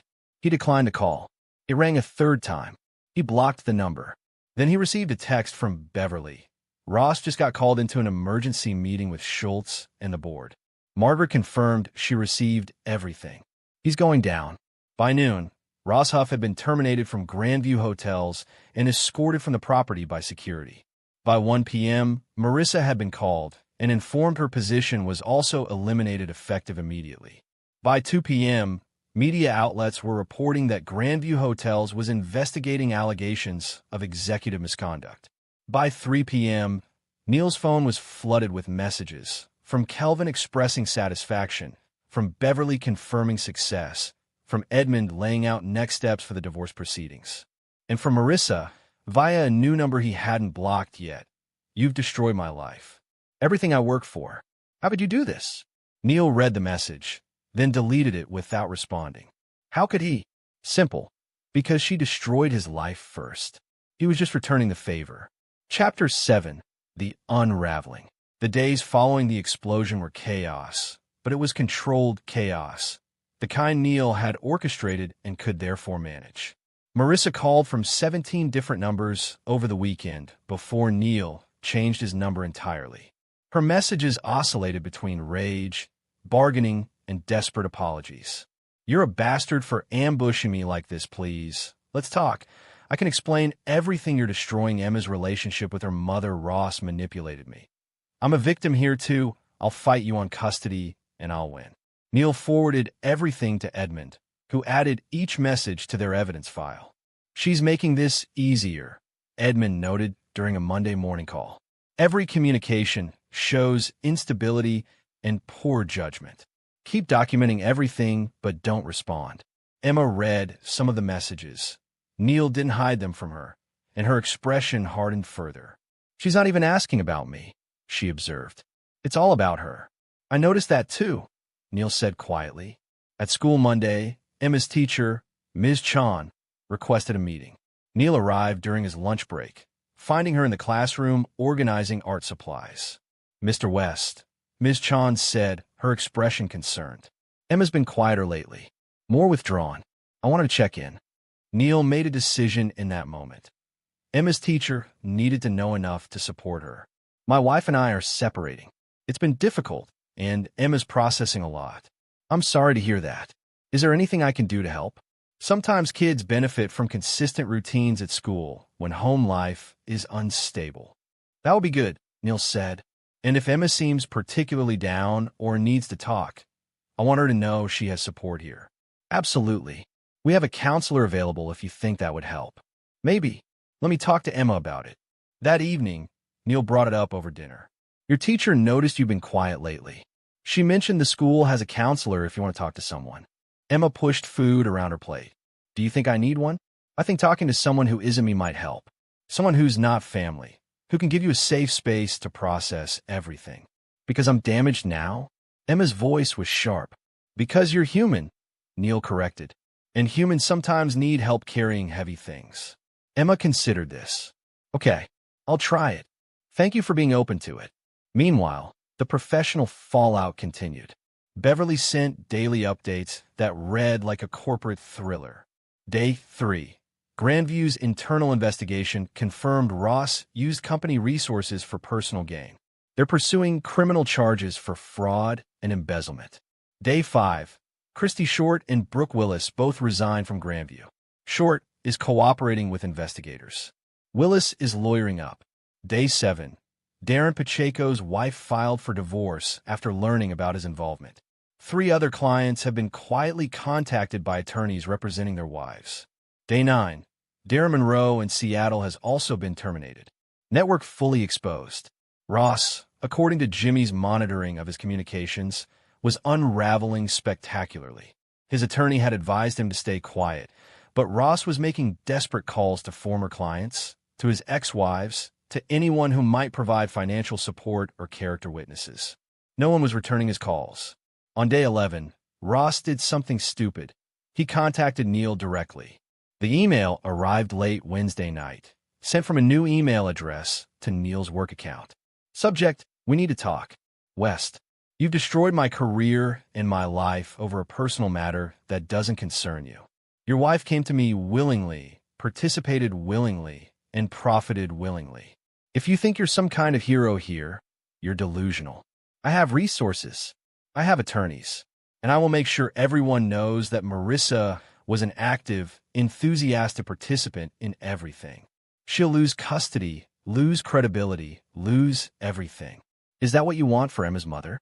Call off your investigation, drop the divorce proceedings, and we can all move on with minimal damage. Continue this crusade, and I'll ensure maximum collateral damage. For Marissa, for your daughter, for you.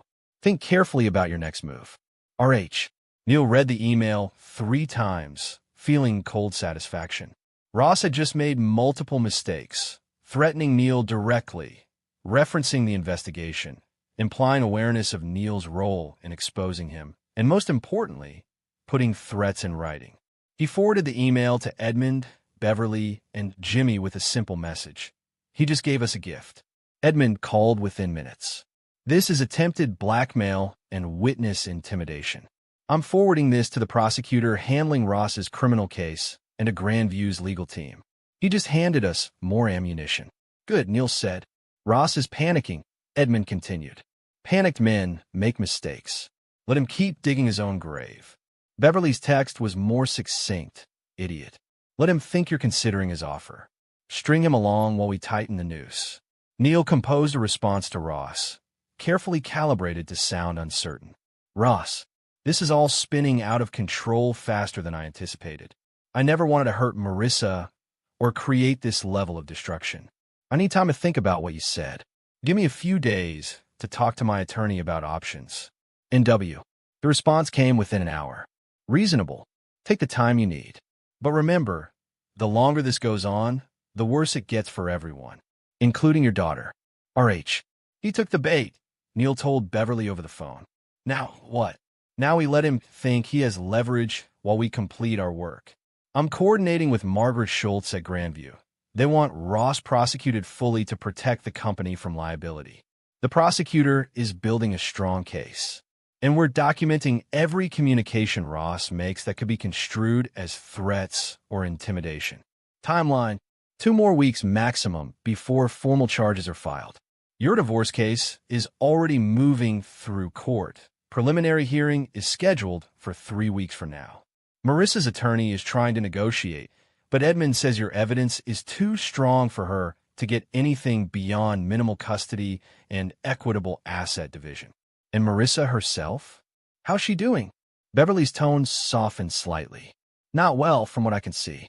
She's back in Oak Ridge, staying with her sister, Beverly, temporarily. Wait, your name is Beverly too? That's Beverly Dean. Marissa's sister is Beverly Stanley. Different people. Right, sorry. Continue. She's been to 3 attorneys trying to find one who'll tell her she has a case. None will take her on beyond basic representation. She's lost her job, her income, her relationship with Ross, who's now publicly blaming her for everything, and she knows she's losing Emma. It's a complete collapse.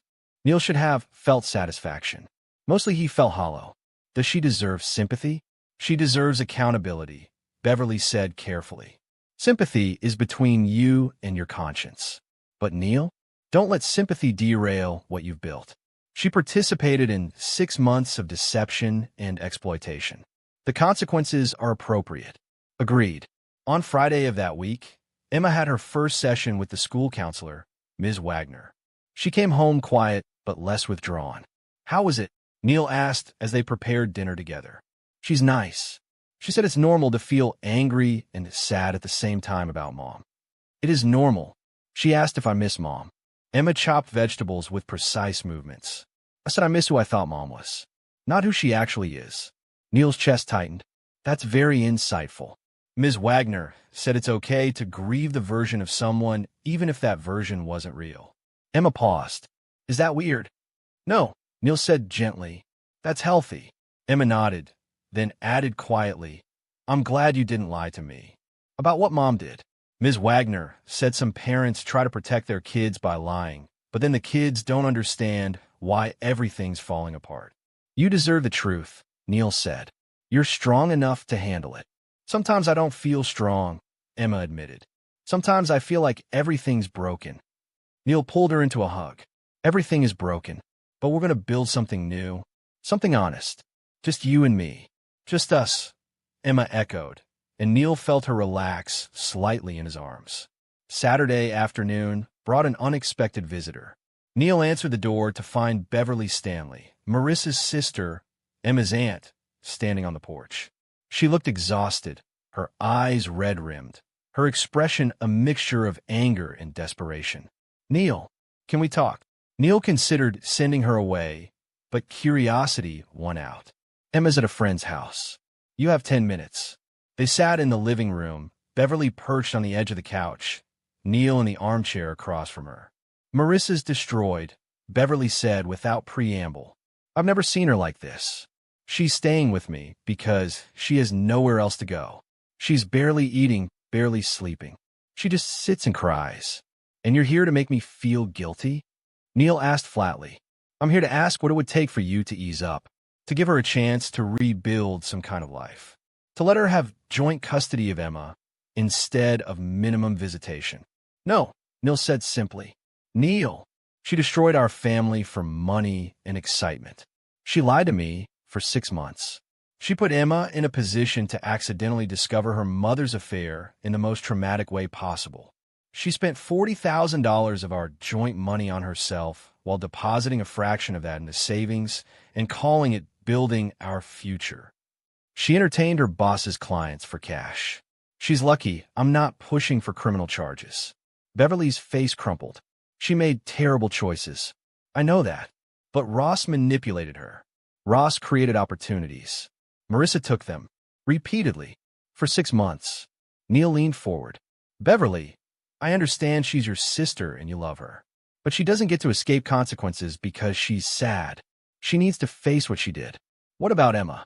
Doesn't she need her mother?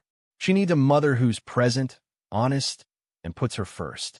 Marissa hasn't been that person in a year. Until she proves she can be, Emma's better off with limited contact. Beverly stood abruptly. You're being cruel. I'm being protective, Neil corrected. There's a difference. After she left, Neil sat in the quiet living room, questioning himself for the first time. Was he being too harsh? Was he letting revenge override Emma's needs? Then he remembered Emma's face when she dragged him away from that apartment door. Remembered her crying in the car. Remembered her saying, Mom forgot I existed. No, he wasn't being too harsh. He was being exactly as protective as Emma needed. Chapter 8, The Trial. The preliminary custody hearing was scheduled for a gray Tuesday in late November. Edmund had advised Neil extensively on courtroom behavior. Stay calm, stick to facts, let the evidence speak, don't let Marissa's attorneys provoke emotional responses. They'll try to paint you as vindictive and controlling, Edmund warned. They'll argue that you're using Emma as a weapon. Don't take the bait. You're simply a father protecting his daughter from an unstable situation. The courtroom was smaller than Neil expected, wood-paneled and austere. He sat at one table with Edmund and Beverly, the PI, not the sister. Marissa sat at the other table with her attorney, a brittle-looking woman named Dana Lloyd who had a reputation for aggressive tactics in family law cases. Marissa looked terrible, gaunt, exhausted, wearing a conservative suit that probably came from her sister's closet. When their eyes met, Neil saw a mixture of anger, grief, and pleading. He looked away. Emma was not present. Children her age typically didn't attend preliminary hearings unless the judge specifically requested it. She was at school, probably in Ms. Wagner's office, waiting for Neil to text her when it was over. Judge Marguerite Moody entered, a black woman in her 60s with silver hair and an expression that suggested she'd seen every family law game in the book and wasn't interested in nonsense. Everyone stood, then sat at her gesture.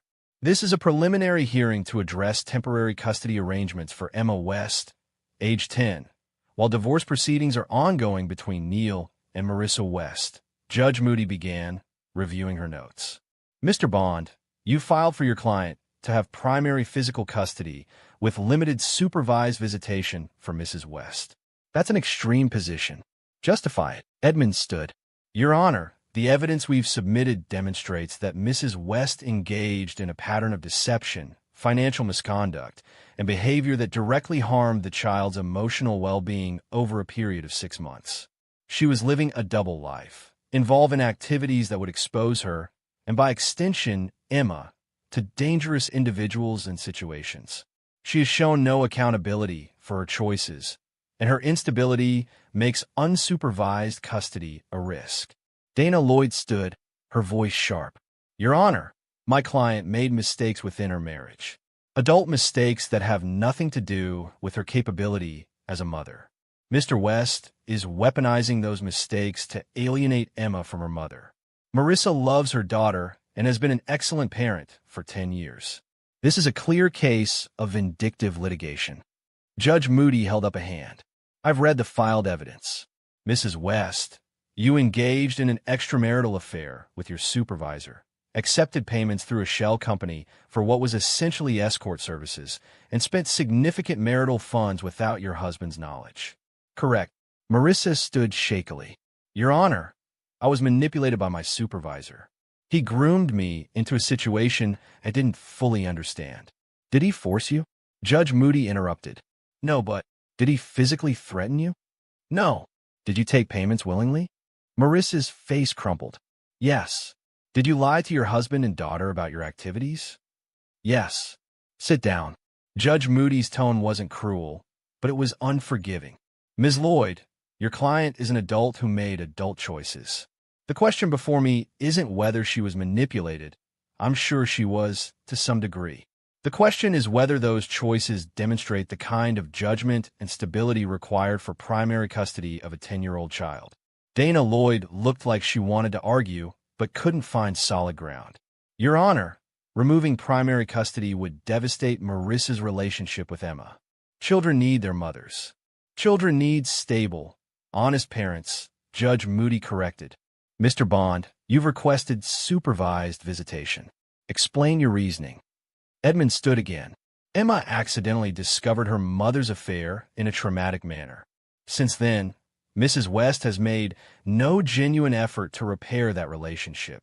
Her communications have focused on her own situation rather than her daughter's emotional needs. We believe supervised visitation allows for relationship repair while protecting Emma from further manipulation or inappropriate conversations about the divorce. Mrs. West, Judge Moody addressed Marissa directly. Have you sought counseling or therapy to address the issues that led to your choices? Not yet, Your Honor. Everything happened so quickly. Not quickly enough to prevent 6 months of deception, Judge Moody said dryly. Mr. West, has your daughter expressed preferences about custody? Neil stood. Yes, Your Honor. Emma has stated clearly that she wants to live primarily with me. She loves her mother, but doesn't currently trust her. She's willing to see her mother in supervised settings, but isn't comfortable with unsupervised time. How old is Emma? 10, Your Honor. Old enough to have her preferences weighed significantly. Judge Moody made notes. Here's my ruling for temporary custody pending final divorce proceedings. Primary physical custody to Mr. Neil West. Mrs. Marissa West will have supervised visitation every other Saturday for 4 hours. Location to be agreed upon by both parties. Supervisor to be a professional court-appointed monitor. Therapy is required for Mrs. West. She will provide proof of ongoing sessions to the court. Family therapy involving Emma is recommended, but not required unless Emma consents. Dana Lloyd stood quickly. Your Honor, 4 hours every other week is insufficient. Ms. Lloyd, your client is lucky I'm not limiting it further given the evidence. She can work on rebuilding trust during those hours and petition for increased time if she demonstrates stability and genuine effort at repair. This ruling stands unless circumstances change significantly. Bang went the gavel. Neil felt something release in his chest. Not celebration. Emma still had a long road ahead, but relief. He protected her. The system had worked. Marissa was crying silently, her attorney's arm around her shoulders. Neil felt a flicker of something. Not sympathy exactly, but recognition of shared loss. They'd built a life together, and now it was rubble. Outside the courtroom, Edmund clapped Neil's shoulder. That was the best outcome we could have hoped for. Judge Moody saw through Lloyd's tactics immediately. What happens next? Divorce proceeds. We're still negotiating asset division, but the custody decision strengthens your position on everything else. Marissa's attorney will push for better financial settlement since her client lost on custody, but your evidence of her spending mitigates that. We'll likely settle out of court within 6 to 8 weeks. Beverly, the PI, joined them. Roshoff was formally charged this morning with fraud, embezzlement, and witness intimidation based on his email to you. Prosecutor says they have a strong case. He's looking at potential jail time. Good, Neil said simply. He went to pick up Emma from school, finding her in Ms. Wagner's office as expected. She looked up as he entered, her face anxious. Primary custody to me, Neil said quietly. Supervised visitation for your mom every other Saturday. Emma's shoulders dropped with relief. So I don't have to stay with her? Not unless you want to, and not without supervision. I don't want to yet, Emma said. Maybe later, when she's different. That's okay. That's your choice. Emma hugged him tightly. Thank you for protecting me. Neil held his daughter, this brave, wounded girl, and promised silently that he always would. Chapter 9. The Reconstruction. 3 months later, on a bright February morning, Neil signed the final divorce decree in Edmund's office. Marissa had signed her copy the day before, not contesting the terms after her attorney advised that fighting would only drain her finances further without changing the outcome. The settlement was straightforward. Neil retained primary physical custody of Emma. Marissa had supervised visitation every other Saturday, with potential for reevaluation after 6 months of therapy compliance. Assets divided 60/40 in Neil's favor due to Marissa's misappropriation of marital funds. No spousal support given Marissa's earning capacity and misconduct. Emma's college fund, which Neil had been contributing to consistently, remained untouched and under his control. It's done, Edmund said, sliding the signed documents into a folder. You're officially single. How's Marissa handling it? Neil asked, not sure why he cared. According to Dana Lloyd, she's living with her sister, working part-time in event planning, attending therapy twice a week. She's compliant with the visitation schedule and, apparently, trying to turn her life around. Whether that's genuine or strategic, time will tell. Neil thought about this. Marissa's last supervised visit with Emma, 2 weeks ago, had been awkward but less hostile. Marissa had asked Emma about school, soccer, her art projects. She hadn't mentioned the divorce or tried to badmouth Neil. It was a small step, but it was something. What about Ross? Neil asked. Trials in April. Prosecutors confident. Between the financial evidence, the video documentation Jimmy provided, and testimony from Christy Short, they have him dead to rights. He's likely looking at 3 to 5 years. Good. Neil left Edmund's office feeling oddly empty.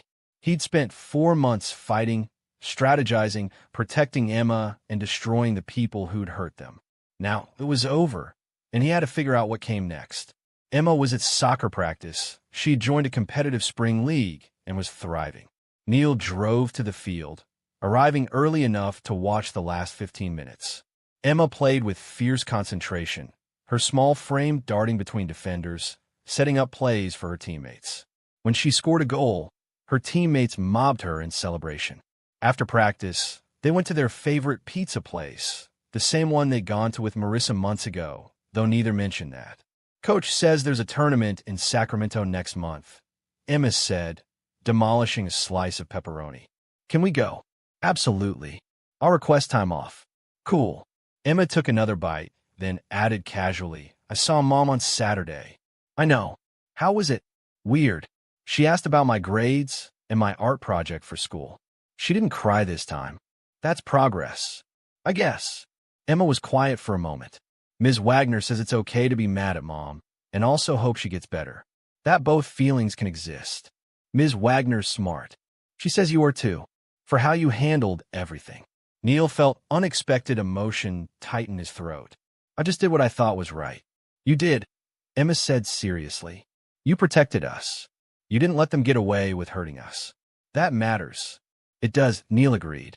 That night, after Emma went to bed, Neil sat in his home office looking at the plans for a new project at work, a children's hospital that needed to be earthquake-resistant, but also welcoming and non-threatening for young patients. It was the kind of challenge he loved, complex engineering with human stakes. His phone buzzed with a text from Kelvin. Heard the divorce is final. Be here tomorrow to celebrate? Neil smiled slightly and texted back, sure. Marlowe's at 7. Perfect. Proud of you, brother. You played it smart and came out on top. Thanks. Couldn't have done it without your help. That's what brothers do. Neil set down the phone and looked around the office. Photos of Emma covered the walls, her at various soccer games, school events, birthdays. Marissa was in some of the older photos, smiling and present. He'd have to decide eventually whether to keep those or put them away. Maybe Emma should decide. They were her memories, too. A sound from the hallway made him look up. Emma stood in the doorway in her pajamas, looking small and young in the way she rarely did anymore. "Can't sleep?" Neil asked. "Bad dream." She came in and sat in the chair across from his desk. "About the apartment. About that day." Neil's chest tightened. "What happened in the dream? I didn't pull you away in time. You saw everything. And then you were so angry that you left too. And I was alone."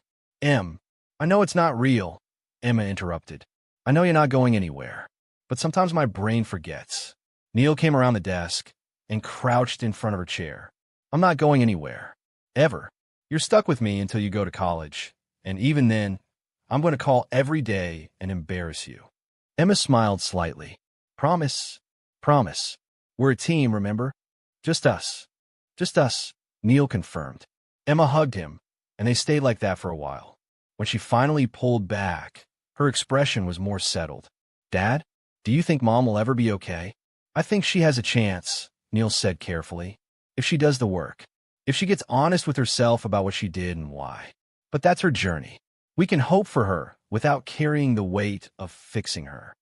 Ms. Wagner says that too, that we can care without carrying." Smart woman. Emma stood. "I'm going back to bed. Tournament's in 5 weeks. I need to get sleep for training." "Good night, sweetheart." "Good night, Dad. Love you." "Love you too." After she left, Neil sat at his desk and opened a new document on his computer. He titled it, Lessons Learned. He wrote, 1. Trust is built slowly and destroyed instantly. Guard it carefully. 2. Some people will show you who they are if you pay attention. Believe them. 3. When foundations crack, you have 2 choices. Shore them up or tear down and rebuild. Choose wisely. 4. Revenge isn't about destruction. It's about consequences meeting choices. 5. Protect those who can't protect themselves, even when it's hard. 6. Sometimes the strongest thing you can do is ask for help. 7. Justice and mercy aren't opposites. Both have their place. 8. Build your life on honesty, even when lies would be easier. 9. Your children are watching how you handle adversity. Teach them well. 10. In the end, integrity matters more than victory. He looked at the list, then printed it and pinned it to the corkboard above his desk next to photos of Emma. For months ago, his life had shattered. He'd discovered betrayal, orchestrated exposure, fought for his daughter, and emerged victorious. But victory wasn't about Marissa's ruin or Ross's imprisonment. It was about building something new from the rubble. Something honest. Something strong. He and Emma would be okay. More than okay. They'd be better than before because now their foundation was solid. No mirrors, no angles, no hidden cameras or secret lives. Just truth in each other. Neil closed his laptop, turned off the office light, and went upstairs. He checked on Emma one more time. She was sleeping peacefully, her breathing steady. He stood at her doorway for a moment. This fierce, brilliant daughter who'd been forced to grow up too fast, but who'd emerged stronger for it. Then he went to his own room, to the bed he no longer shared with anyone, and felt something he hadn't felt in months. Peace. The architecture of his revenge had been perfect, precise, calculated, destructive. But the architecture of his reconstruction would be better. Built on bedrock instead of sand. Built to last. Outside, the February night was clear and cold. Stars scattered across the darkness like points of light in a vast structure. Neil looked at them through the window and thought about how even in the absence of light, there were always points to navigate by. He'd been lost for a while, but now he knew exactly where he was going. Forward. Always forward. With Emma beside him, that was enough. Epilogue. 6 months later, Rossoff was sentenced to 4 years in federal prison for fraud, embezzlement, and witness intimidation. His assets were seized to pay restitution to Grandview Hotels. His name became synonymous with corporate corruption in hospitality industry publications. Marissa completed her therapy requirements and rebuilt a modest career in event coordination. Her visits with Emma gradually increased to unsupervised time as Emma chose, though their relationship remained cautious. She never remarried. Emma continued to thrive, leading her soccer team to a regional championship and developing a talent for engineering and design that made Neil ridiculously proud. She saw her mother regularly, but lived full-time with Neil, which they both preferred. Neil took a promotion at his firm and started designing schools and public spaces, architecture that served communities rather than corporations. He dated occasionally, but wasn't a rush.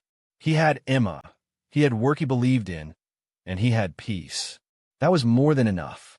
The mirror from the Riverside apartment was removed when Grandview renovated the unit. It was destroyed along with all the other materials from Ross's operation. Sometimes, late at night when the house was quiet, Neil thought about that day Emma had pulled him away from the door. How one moment of innocent discovery had unraveled everything. How destruction had led to reconstruction. He thought about foundations and earthquakes, about structures that withstood pressure and those that crumbled, about the difference between appearing strong and being strong. And he knew, with absolute certainty, that he'd made the right choices. Not the easy ones, not the ones that preserved comfort or avoided pain, but the right ones. And in the end, that was all that mattered. And there you have it.